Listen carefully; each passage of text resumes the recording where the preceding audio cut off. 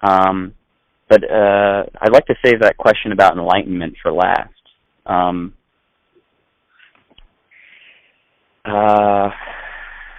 Well, actually, now that we brought it up, let's just go into it. Enlightenment, I always think, is kind of like a funky word, because for me,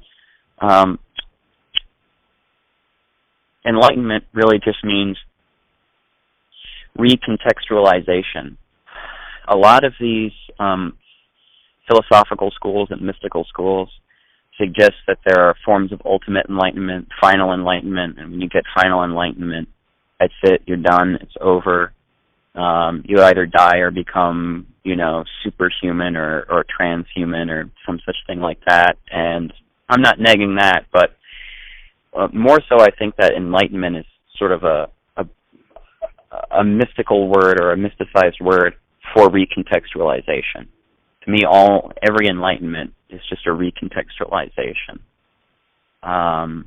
In The Matrix, which I love, of course, the trilogy is great, and if you ever get a chance to watch the audio commentary with Ken Goldberg and Cornel West, please do, because it brings the film alive again in a way that will keep you up for days and days and days, and you'll take notes and love it. But the idea that, and generally I think in enlightenment, what the idea is that you become conscious of more than one reality, or a reality you were ignoring or something like that.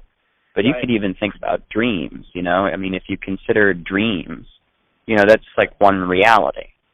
And when you wake up, well, that's another reality. And you can think that great question, is a butterfly dreaming of a man or a man dreaming of a butterfly right there?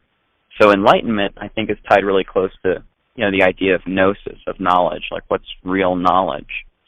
And I think gnosis and enlightenment and knowledge are all really closely tied to ignorance, and very, very tied to ignorance. In fact, if you admit to a kind of utter ignorance, you sort of create a space for new information to pop up, or new experience or new perception to pop up. But that's not really idealized so much in America these days, and actually in the digital culture. In the digital culture, it's all about knowing everything, and that one can know everything.